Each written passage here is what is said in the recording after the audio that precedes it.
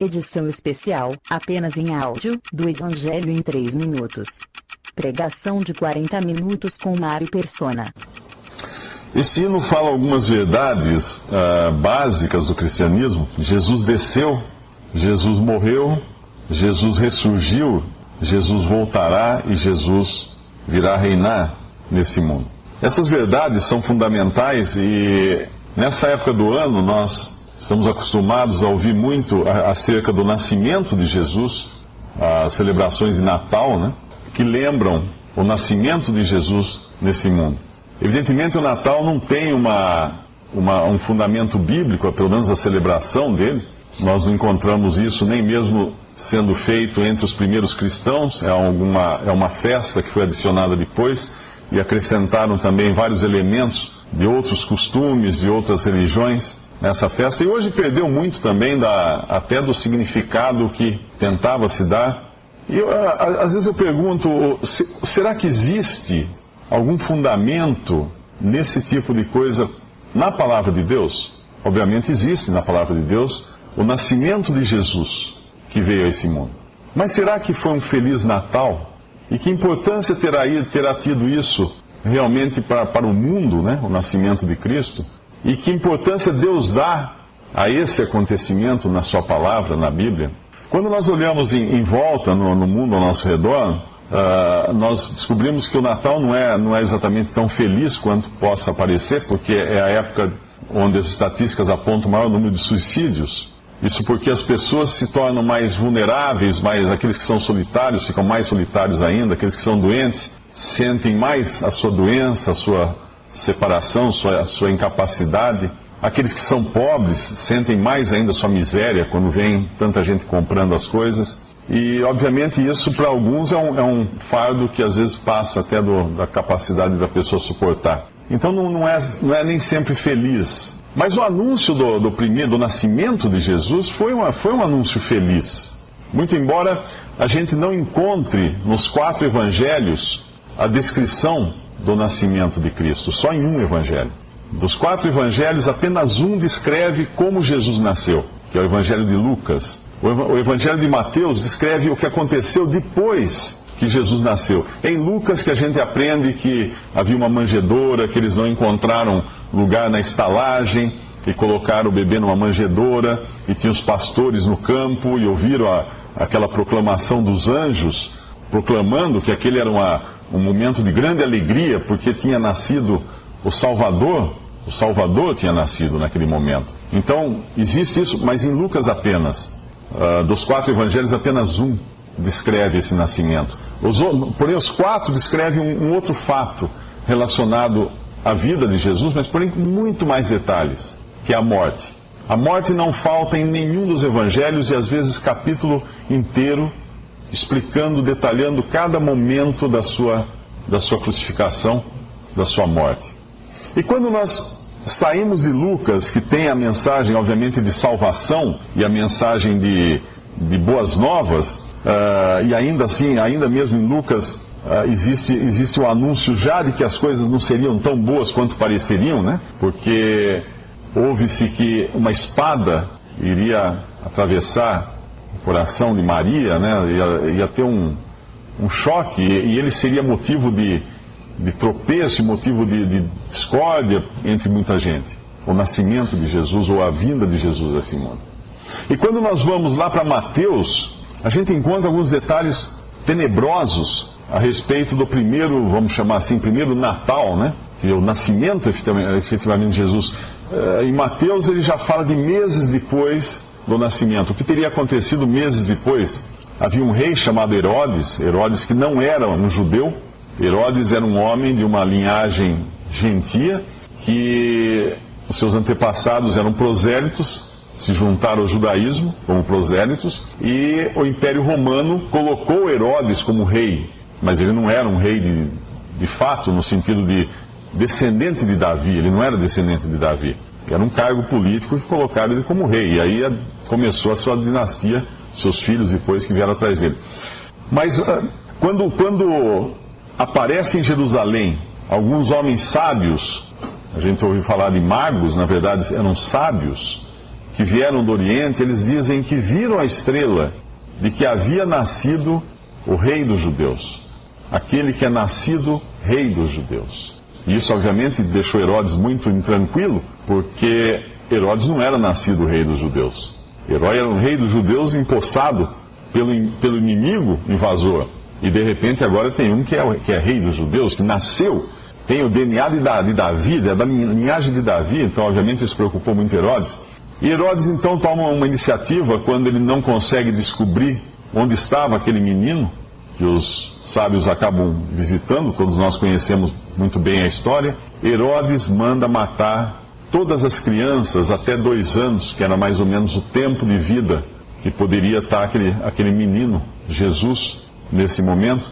Ele manda matar todas as crianças por volta de 2 anos, em Belém e nas cercanias de Belém, no território onde estava Belém, a cidade de Belém. Porque era dali que, segundo as Escrituras, nasceria o ungido, aquele que ia reinar sobre Israel, o Messias de Israel. E aquele dia em que matam bebês foi um dia de pranto. Naquele dia o Papai Noel não trouxe presente para as crianças. Herodes trouxe uma espada para as crianças. E a gente pode pensar, mas puxa, esse Herodes, quem era um homem para fazer isso, matar crianças? Bom, Herodes se casou e a sua esposa, ele era tão desconfiado dela que todas as vezes que ele viajava, ele mandava um oficial dele ficar de olho nela, e caso ela o traísse, ele deveria matá-la imediatamente. E numa dessas viagens, ele contou para ela quais eram as ordens que ele tinha. Na volta, Herodes matou ele e ela, matou sua própria esposa. E havia, se não me engano, 2 ou 3 filhos dele, acho que eram 2 filhos, que ele desconfiava que também poderiam querer pegar o trono, derrubá-lo do trono. E o que ele fez com os 2 filhos? Ele mandou matar os 2 filhos também. Matou seus próprios filhos. Então não se pode esperar outra coisa de um homem desse, um homem terrível como esse, que ele morre logo depois do nascimento de Jesus, ele acaba morrendo, mas não podia esperar outra coisa senão transformar em terror a vinda de Cristo a esse mundo. E uma das coisas importantes quando a gente fala do nascimento de Jesus, embora a gente esteja um pouco assim influenciado demais pelo presépio, né? Todos aqueles símbolos que a gente vê do Natal ao nosso redor, lá o presépio, 3 reis magos trazendo presentes, e a estrela, e os pastores, nada disso aconteceu realmente simultaneamente, né? Os pastores, é um momento, quando nasce Jesus, os sábios, os homens sábios, meses depois, quando eles chegam para visitar já o menino numa casa e não num curral, né, que foi onde ele nasceu. E essas coisas acabam confundindo um pouco a cabeça da gente, porque a gente começa a pensar que aquilo representava o nascimento de uma criança muito especial, que viria a esse mundo falar de paz, ajudar as pessoas e deixar um bom exemplo aqui, para depois a gente poder seguir esse bom exemplo e falar Feliz Natal para as pessoas nessa época do ano. Mas não é isso, realmente não é isso. Aquele momento entrava nesse mundo Deus em carne. Isso nunca havia acontecido antes. Deus já havia se manifestado nesse mundo de diversas maneiras, mas nunca nascendo em carne. Vindo, na realidade, não é a palavra correta, não é nem Jesus nasceu nesse mundo, mas Jesus veio a esse mundo, porque ele já existia antes de vir. Todos nós nessa sala, quando nós nascemos nesse mundo, nós não existíamos antes. Existíamos apenas no período da gestação, no útero, né, da nossa mãe, mas antes da nossa concepção nós não existíamos. Nós somos concebidos e passamos a existir. Jesus não. Ele já existia antes disso. Ele existia eternamente, porque ele é Deus. É uma das pessoas da Trindade, o Pai, o Filho e o Espírito Santo. Ele é Deus, sempre foi o Filho eterno de Deus. E quando ele entra nesse mundo, ele entra da forma mais vulnerável que podia existir. Uma criança, um bebê, concebido pelo Espírito Santo, de uma virgem, também uma entrada nesse mundo miraculosa. Isso foi profetizado séculos antes, numa profecia que a virgem iria dar à luz a esse que seria o Messias de Israel. Ele entra em um mundo que já passa a rejeitá-lo logo de início. Porque se nós pensarmos como seria Deus vindo a esse mundo, o contraste é muito grande. O contraste é imenso porque é Deus. E olha para nós, quantas falhas nós temos, quantos defeitos nós temos, quantos erros nós cometemos, e Deus andando aqui na forma de um homem perfeito. Algumas traduções da Bíblia mais antigas, alguns manuscritos antigos, não falam que ele veio em carne, fala que ele veio vestido de carne. É interessante essa ideia, né? Deus vestido de carne, Deus incorporado num corpo humano. E o contraste era realmente grande. O homem não podia aguentar isso. Ele era um intruso nesse mundo. Portanto, o início, embora o anúncio tivesse sido feliz de que tinha nascido o Salvador, dali para frente é tristeza atrás de tristeza. E não é à toa que nós vamos encontrar o Senhor Jesus chorando algumas vezes ao longo dos evangelhos. Os evangelhos mostram os fatos que aconteceram na vida, descrevem a vida de Jesus. E nós o encontramos pelo menos 2 vezes chorando nos evangelhos. E uma terceira vez dizendo genericamente que ele chorava, sem apontar exatamente em que momento. Mas nós sabemos depois por outras passagens que ele chorava bastante, que ele pranteava bastante pelas coisas que ele via nesse mundo. E eu gostaria de começar lendo o último milagre que Jesus fez nesse mundo. E foi também a vez que ele chorou, uma das vezes que ele chorou. Em João capítulo 11, Evangelho de João capítulo 11, ele tinha um amigo chamado Lázaro, uma pessoa a quem Jesus queria muito bem. Esse Lázaro tinha 2 irmãs, Marta e Maria, e ele costumava visitar a casa de Lázaro, em Betânia, que morava em Betânia. E Lázaro ficou doente. Lázaro caiu doente e mandaram avisar que ele estava muito doente, que ele estava muito mal. E ele se atrasa deliberadamente, ele não vai correndo em socorro de Lázaro. E nós podemos pensar, mas por que será que ele não foi correndo socorrer Lázaro, sabendo que estava doente?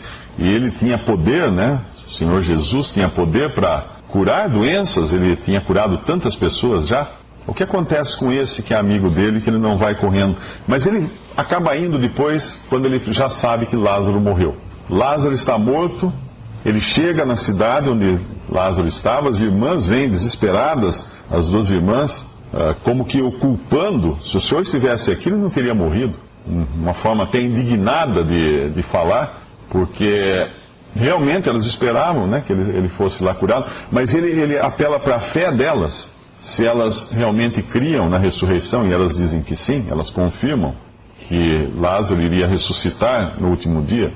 E aí nós vemos um trecho dessa parte que diz assim, no capítulo 11, versículo 31. Vendo, pois, os judeus que estavam com ela em casa e a consolavam, os judeus que estavam com ela em casa e a consolavam, que Maria apressadamente se levantara e saíra, seguiram-na, dizendo, vai ao sepulcro para chorar ali. Tendo, pois, Maria chegado aonde Jesus estava e vendo-o, lançou-se aos seus pés, dizendo-lhe, Senhor, se tu estivesses aqui, meu irmão não teria morrido. Jesus, pois, quando a viu chorar, e também chorando os judeus que com ela vinham, moveu-se muito em espírito e perturbou-se. E disse, onde o puseste? Disseram-lhe, Senhor, vem e vê. Jesus chorou. Disseram, pois, os judeus, vede como o amava. E alguns deles disseram, não podia ele, que abriu os olhos ao cego, fazer também com que esse não morresse? Jesus, pois, movendo-se outra vez muito em si mesmo, veio ao sepulcro e era uma caverna, e tinha uma pedra posta sobre ela. Disse Jesus, tirai a pedra. Marta, irmã do defunto, disse-lhe, Senhor, já cheira mal, porque é já de 4 dias. Disse-lhe Jesus, não te hei dito que se creres verás a glória de Deus? Por que será que ele chorou? É difícil saber por que ele teria chorado naquele momento. Se nós pensarmos em outras ocasiões, quando ele ressuscitou pessoas mortas, ele não chorou. Ele se comoveu, mas não chorou. Pelo contrário, ele mandou as pessoas pararem de chorar. Tem uma passagem quando ele encontra uma viúva vindo da cidade de Naim, saindo com um féretro, com o corpo do seu único filho. E se nós pensarmos nas 2 situações, Lázaro era um adulto já, ficou doente, tinha as irmãs que sabiam se cuidar sozinha, mas aquela viúva era o único filho. Morto o seu filho, ela ia ficar míngua, ela ia ficar sem condições de sustentar, talvez viver de esmolas. Era uma situação muito mais desesperadora até. E ele a encontra, e na passagem diz assim: e vendo ao Senhor, moveu-se de íntima compaixão por ela, e disse-lhe: não chores. Por que essa diferença? Uma outra passagem, quando ele encontra um homem chamado Jairo, aliás, esse homem manda chamá-lo, que estava com a filha já à morte, e ele se atrasa porque uma mulher o toca no caminho, e essa mulher acaba sendo curada de uma hemorragia muito grave que ela sofria já há muitos anos. E quando ele chega na casa desse homem, desse Jairo, diz na Bíblia que, entrando, disse-lhes: por que vos alvoroçais e chorais? A menina não está morta, mas dorme. E em seguida ele fala: levanta, menina. Como quem diz: acorda. Ele vai fazer o mesmo com Lázaro. Ele vai falar: Lázaro, vem para fora, sai para fora. Ele vai ordenar que Lázaro saia. Agora, por que ali ele chora e nas outras ele não chora? É claro que existe a questão do relacionamento, né, com Lázaro, que ele tinha, a amizade, e nós sabemos que quando Deus assumiu a forma humana, ele se tornou humano, exceto o pecado, mas ele se tornou humano com os sentimentos humanos, com todo a sede, a fome, a dor, a saudade e todas as coisas que nós sentimos. Ele passou isso também aqui. Ele realmente se importou conosco, Deus se importou conosco a ponto de se fazer homem e sentir o que nós sentimos. E ele, obviamente, pode ter sentido também uma grande dor pela perda de Lázaro. Mas ele sabia que Lázaro ia ressuscitar daqui a ele próprio ia ressuscitar Lázaro dentro de alguns minutos. Por que será que ele chorou? O que o comovia tanto naquele momento? Nós não conseguimos descobrir nos evangelhos os sentimentos de Jesus. Quando nós queremos saber o que ele sentiu, nós temos que procurar em outro lugar. Porque os evangelhos falam basicamente de fatos, é como uma narrativa de fatos. É como se a gente estivesse lendo uma notícia, né? Aconteceu assim, assim, assim, assim. Mas quando nós queremos saber o sentimento da pessoa, é outra fonte. Embora a gente não saia da Bíblia. Eu estava assistindo uma entrevista com o Luiz Fernando Veríssimo, que é um grande escritor, um grande cronista, filho do Érico Veríssimo. O repórter que entrevistava, falando dos livros que ele escreveu, perguntou sobre a música, a questão da música, porque ele também participa de uma banda de amigos, de uma banda de jazz, onde todos são músicos profissionais e ele não, ele é amador, mas ele gosta de tocar com os amigos, então sempre que eles têm oportunidade eles fazem apresentações. E perguntou para ele o que você gosta mais e como de que forma você sente que você se expressa melhor, dá vazão melhor aos seus sentimentos, escrevendo ou tocando na banda. Ele falou: tocando na banda. Quando ele toca na banda, ele realmente consegue colocar para fora todos os seus sentimentos, tudo aquilo que ele está sentindo. E é interessante, quem conhece música, sabe que a música abre. Um autor de uma música, um compositor, ele coloca coisas na sua música que às vezes em palavras só não daria para ele se expressar, e na poesia, na letra, na melodia, ele consegue transmitir aquilo. A Bíblia, que é a palavra de Deus, é interessante porque ela é um livro que traz diversos tipos de narrativas históricas, cartas, e inclui música também, né? Que são os livros de Salmos, que são livros poéticos, que eram cantados, e o livro de Cantares também, o próprio nome já diz, é um livro poético. E é nesses livros que nós encontramos os sentimentos de Deus. Se você quer saber o que Jesus sentiu na cruz, no Evangelho não vai dizer o que ele sentiu, vai dizer o que aconteceu quando ele estava na cruz. Mas no Salmo 22 vai dizer o que ele sentiu. Toda a amargura da sua alma ele expressa num salmo. E quando nós queremos saber o que ele sentiu aqui, diante da tumba de Lázaro, talvez a gente pudesse olhar no Salmo 6, versículo 5. Porque na morte não há lembrança de ti. No sepulcro, quem te louvará? Já estou cansado do meu gemido. Toda a noite faço nadar a minha cama. Molho o meu leito com as minhas lágrimas. Já os meus olhos estão consumidos pela mágoa e têm envelhecido por causa de todos os meus inimigos. Toda a noite molho o leito com as minhas lágrimas. Esse é o sentimento de Jesus. O sepulcro, quem te louvará do sepulcro? O sepulcro era uma coisa totalmente estranha à criação de Deus. Tanto é que nenhum de nós aprecia a morte ou vê a morte. A morte sempre choca. A morte sempre nos tira da nossa situação, nos faz ter medo, ou nos faz perder a fala, ou nos faz tremer. A morte é um elemento estranho à criação de Deus. E a morte entrou no mundo por causa do pecado. Quando Adão pecou, uma das consequências foi a morte. Antes não havia morte. A morte entrou por causa do pecado. E o pecado é isso, que todos nós nascemos com ele. Todos nós somos pecadores, não porque pecamos, mas porque nascemos pecadores. Aí nós pecamos porque somos pecadores. Os pecados são consequências do pecado, que é a raiz, que é a essência que existe em cada ser humano. Que também nos causa separação, nos deixa separados de Deus, nos deixou separados de Deus. Por causa do pecado, Deus não pôde ter comunhão conosco mais. Porque Deus não tolera o pecado. E a morte, sendo um elemento estranho, a morte causa, o sepulcro causa realmente um impacto não só em nós, mas no próprio Criador, que estava ali diante de um sepulcro, olhando para uma pedra que fechava aquele sepulcro, e lá dentro tinha um corpo morto, que não era para estar morto. Porque não era assim no plano original de Deus. Não era para existir mortos no plano original de Deus. Mas ali estava um morto. E um morto para Deus não serve. Deus não quer mortos, Deus quer vivos. Aquilo ali é como se o Senhor Jesus estivesse num limiar da vida e da morte. Olhando, ele estava na vida, olhando na morte. E esse impacto não era só relativo à morte de Lázaro, era também olhando para a sua própria morte. Porque nós podemos lembrar que esse é o último milagre que Jesus faz nesse mundo.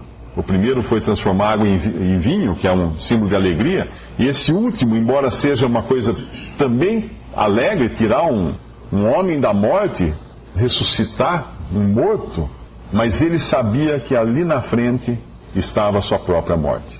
Ele também iria passar pela morte. Porque, como eu disse no início, se de 4 evangelhos, apenas um descreve em detalhes o nascimento de Jesus, e 4 descrevem em detalhes, em um capítulo inteiro, às vezes, ou até mais, a morte de Jesus, sem falar nos profetas do Antigo Testamento, com todas as suas profecias apontando para a morte, sem falar nos cordeiros que eram sacrificados no Antigo Testamento, que apontavam para o Cordeiro de Deus, é por isso que ele chama-se Cordeiro de Deus, no Novo Testamento.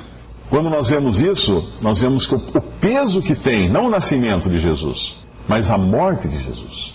A importância que tem a morte de Jesus para o ser humano e nos planos de Deus também.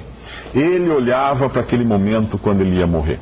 Não exatamente olhando para o processo da morte, mas para o estar morto. Nós podemos imaginar o que é um homem santo, que é o próprio Deus, feito homem, encarnado, pensando em estar morto. É a coisa mais estranha que podia existir para esse homem, Jesus, porque ele é o autor da vida. São coisas que não tem, mas ele ia ter que passar, ele ia ter que chegar nesse ponto da morte. E ele chora diante do túmulo de Lázaro. E ele sabe que aquilo ali, aquele último milagre dele vai ser a pedra que ele vai colocar sobre a sua própria sorte. Porque, continuando lá em João 11, ele ressuscita Lázaro, e no versículo 46 diz: mas alguns deles foram ter com os fariseus e disseram-lhes o que Jesus tinha feito. Depois os principais, os sacerdotes e os fariseus formaram um conselho e diziam: que faremos? Porquanto este homem faz muitos sinais, se o deixarmos assim, todos crerão nele, e virão os romanos e tirar-nos-ão o nosso lugar.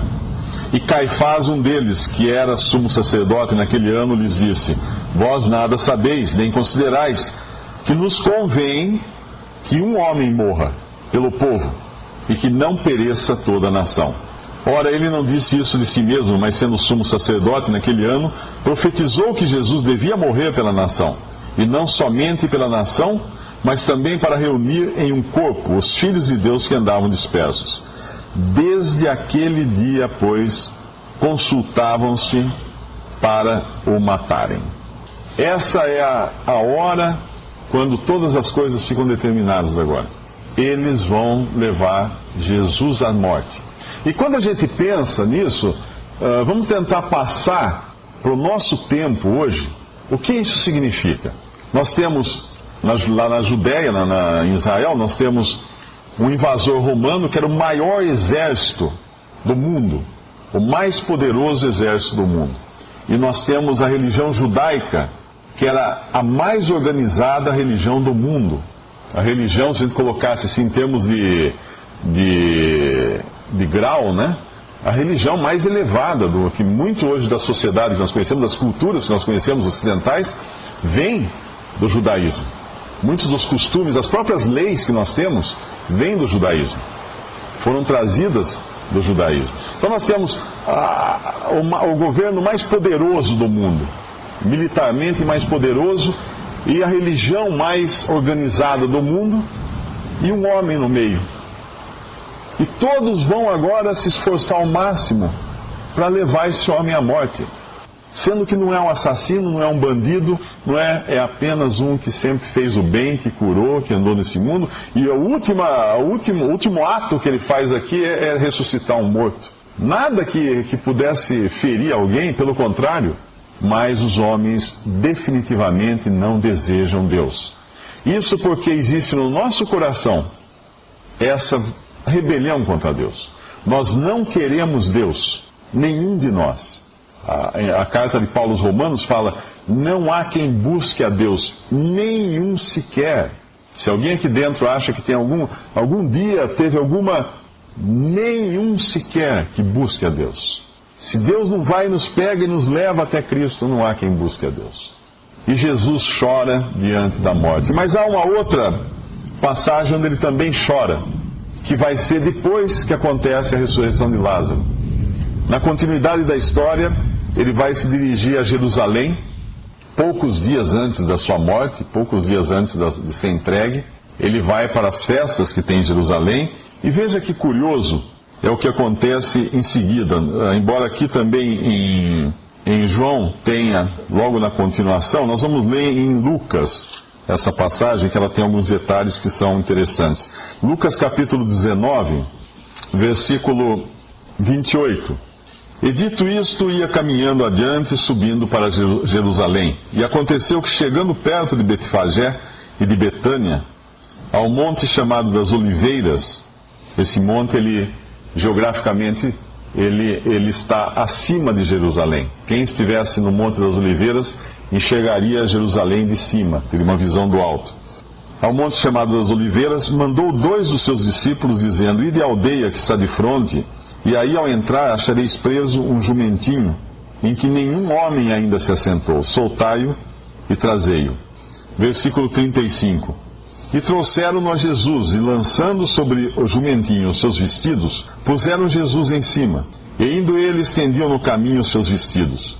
E quando já chegava perto da descida do Monte das Oliveiras, toda a multidão dos discípulos, regozijando-se, começou a dar louvores a Deus, em voz alta, por todas as maravilhas que tinham visto, dizendo: bendito o Rei que vem em nome do Senhor, paz no céu e glória nas alturas. E disseram-lhe dentre a multidão alguns dos fariseus: mestre, repreende os seus discípulos. E respondendo ele, disse-lhes: digo-vos que se estes se calarem, as próprias pedras clamarão. E quando ia chegando, vendo a cidade, chorou sobre ela, dizendo: se tu conhecesses também ao menos nesse teu dia, o que a tua paz pertence, mas agora isso está encoberto aos teus olhos. Porque dias virão sobre ti, em que os teus inimigos te cercarão de trincheiras, e te sitiarão, e te estreitarão entre todas as bandas, e te derribarão, e a ti e a teus filhos que estiverem dentro de ti, e não deixarão em ti pedra sobre pedra, pois que não conheceste o tempo da tua visitação. Perdeu a sua oportunidade. É o que ele está dizendo aqui. Ele chora quando ele vê Jerusalém. Lá ele chorou quando ele ficou na frente de um túmulo com um homem morto dentro, quando ele viu a morte.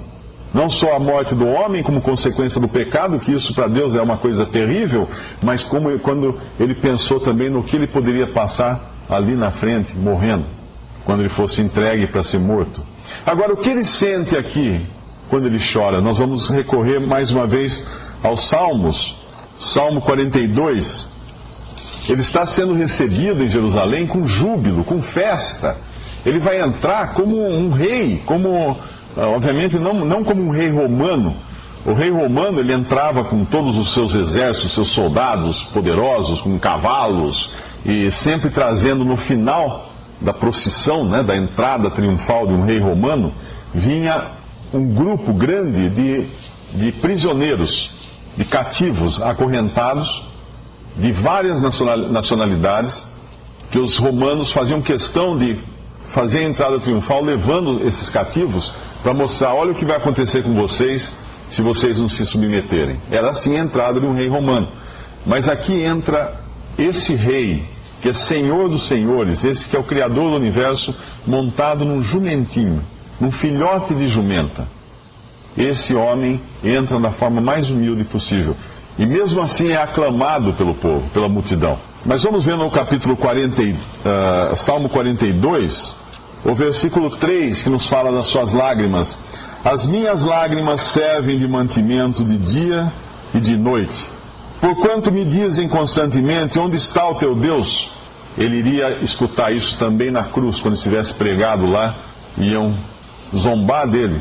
Como é que Deus não vinha salvá-lo dali? Quando me lembro disto, dentro de mim derrama a minha alma. Pois eu havia ido com a multidão, fui com eles à casa de Deus, com voz de alegria e louvor, com a multidão que festejava. Por que estás abatida, ó minha alma, e por que te perturbas em mim? Espera em Deus, pois ainda louvarei na salvação da sua presença. Ó meu Deus, dentro de mim a minha alma está abatida. Portanto, lembro-me de ti desde a terra do Jordão e desde os Hermonitas. Desde o pequeno monte, um abismo chama outro abismo. Ao ruído das tuas catadupas, todas as tuas ondas e vagas têm passado sobre mim. As lágrimas novamente aqui, quando ele vê a cidade. E por que ele chora? Porque ela perdeu a sua oportunidade. Ela perdeu a sua oportunidade. Ela rejeitou o seu Messias. Deus olha para nós, suas criaturas. O Senhor Jesus olha para nós, ele tem todo o motivo do mundo para chorar, porque ele vê a ruína que nós nos encontramos, como o pecado nos castigou, como o pecado nos transformou em caricaturas daquilo que Deus tinha planejado para a humanidade, e como o pecado vai nos levar à morte, e como a morte vai nos levar ao juízo, porque toda alma que pecar, esta morrerá, a própria Bíblia diz. Toda alma que pecar, esta morrerá, e todos nós pecamos, sem exceção. Nenhum de nós pode dizer que não tem pecado. Todos nós somos pecadores. E a morte é o que espera o pecador. E depois da morte, o que espera o pecador? O juízo. Porque Deus não pode deixar, assim como a nossa justiça humana, que é cheia de falhas, nós nos indignamos às vezes quando lemos notícia de corrupção, de crime que não foi devidamente julgado, que os criminosos saíram livres. A gente fica indignado com isso, a gente se acha, quer fazer até justiça e tal. Mas se nós que somos tão imperfeitos nos sentimos assim, imagine Deus como ele se sente em relação ao pecado, às afrontas que nós cometemos diante dele. E como Deus se sentiria, será que Deus ia deixar de nos julgar? Não, Deus é justo, Deus é o juiz justo, Deus é justo, totalmente justo. Não é falho como os homens. Então, o pecado demanda um juízo, demanda um castigo. Mas Deus, para não castigar suas criaturas, o que ele fez? Ele enviou seu próprio Filho. A morte de cruz, esse que é o evento mais importante, aquele que o próprio Senhor Jesus pediu que nós lembrássemos. Em nenhum momento na Bíblia é dito para lembrar o Natal, de maneira, em nenhum momento fala disso. Ou o nascimento de Cristo, em nenhum momento, não existe isso em nenhum momento, mas existem várias passagens dizendo: fazer isso em memória de mim. Lembrar a morte, porque a morte foi importante. Por que a morte foi importante? Porque na cruz, Jesus tomou sobre si os nossos pecados. Os pecados de todos aqueles que creem nele. E foi castigado ali como um substituto. para que aqueles que creem nele possam ser salvos, possam ser libertados da morte e do juízo. Por isso que a morte de Cristo tem importância. Por isso que é tão importante. E ele chora, Jesus chora diante da morte, pensando na morte de Lázaro. Ele derrama suas lágrimas também diante da perspectiva que tinha para ele, que ele ia entrar num terreno totalmente estranho para Deus, que era a morte. Ele ia ter que entrar nesse terreno da morte. E agora ele chora por uma cidade que perdeu sua chance. E como ele se sente por uma alma que, ouvindo o evangelho da salvação, ouvindo que basta crer em Jesus para ter a salvação, como você acha que Deus se sente, como você acha que Jesus se sente quando vê alguém rejeitar, perder a sua chance, desprezar? Não, isso depois eu resolvo, não, eu tenho umas outras coisas mais importantes, preciso comprar uns presentes agora, tem umas coisas importantes para resolver. Qual o sentimento de Jesus não é diferente, não mudou. Assim como ele viu aquela cidade toda que o aclamava com festa, que parecia tudo bem, sabendo que ia rejeitá-lo depois, ele chora sobre aquela multidão toda, sobre aquela cidade toda, sobre aqueles habitantes, ele chora. Assim ele chora hoje, falando de uma forma figurada, por todo aquele que o rejeita, por todo aquele que coloca a sua própria salvação como uma coisa que depois eu resolvo. A coisa mais importante é Cristo. E vai aparecer mais uma vez quando nós o encontramos chorando, em Hebreus capítulo 5, versículo 7, aqui falando do Filho, falando de Jesus, o qual nos dias da sua carne, oferecendo com grande clamor e lágrimas, orações e súplicas, ao que o podia livrar da morte, foi ouvido quanto ao que temia. Mas como ele morreu, como que ele foi ouvido se ele morreu? Aqui não diz aquele que o podia livrar de morrer ou de ser morto. Não, aqui diz aquele que o podia livrar da morte, tirá-lo do lugar dos mortos, tirá-lo do lugar de morte, porque esse lugar realmente não era, isso fez ele estremecer. No jardim do Getsemane, antes de ir para a cruz, ele orava e gotas como que de sangue escorreram do seu rosto, de tanto pavor que ele tinha diante daquilo que ele ia ter que passar. Porque não era coisa pouca. Não era coisa pouca tomar sobre os seus pecados nossos e ser castigado por isso. Ainda, versículo 8, ainda que era filho, aprendeu a obediência por aquilo que padeceu. E sendo ele consumado, veio a ser a causa da eterna salvação para todos os que lhe obedecem. Sendo consumado, sendo morto, sendo tirado dele, todo o seu sangue saindo dele, tudo que era aquela pessoa acabando ali, veio a ser a causa de salvação. E Deus o ouviu e o tirou da morte na sua ressurreição. E é isso que hoje Deus promete a todo aquele que crê em Jesus como seu Salvador. Aquele que obedece, como fala aqui, né? A todos que lhe obedecem. Isso aqui pode às vezes até soar como uma salvação baseada em modo de agir ou em modo de proceder, mas não, nós temos em outras passagens que nos fala da obediência da fé, a obediência que provém da fé. Antes, a fé em Cristo salva. A fé em Jesus e na sua morte, não no seu nascimento. É muito bonito, lâmpadas piscando pela cidade, muito bonito, as pessoas trocando presentes, mas entenda isso, nada disso podia nos dar salvação. Se Jesus tivesse nascido nesse mundo, feito milagres, ensinado coisas maravilhosas e subido ao céu, sem passar pela morte, não existiria um ser humano salvo. Jamais. Ninguém teria esperança de ir para o céu, a menos que ele morresse e derramasse seu sangue como substituto no lugar do pecador para pagar os nossos pecados. E era essa mensagem que eu queria deixar. Lembrar que aquilo que é importante para Deus, aquilo que foi importante para Jesus, deveria ser aquilo que é importante para nós também hoje. A morte como algo que realmente o homem deve temer, e a perda da oportunidade de se salvar como algo também digno de se chorar em cima disso. Porque a gente nunca sabe quando que se fechará essa porta da oportunidade. Damos graças a Deus. Nosso Deus e nosso Pai, nós damos graças pelo Teu Evangelho, Pai.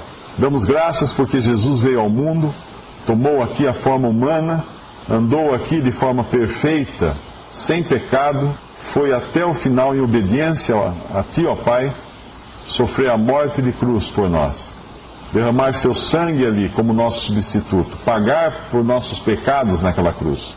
Pai, nós pedimos que, se existir aqui ainda alguém que não tem a certeza dos seus pecados todos pagos, não tem a certeza da sua salvação assegurada, Tu possas tocar nessa alma nessa noite, Pai, para que haja salvação, para que reconheça o seu estado pecaminoso, o seu estado perdido, e recorra, clame a Deus, creia em Jesus, para receber o perdão de seus pecados e a salvação. Pai, nós damos graças pela Tua palavra que lemos aqui, no nome precioso de nosso Senhor e Salvador Jesus. Amém.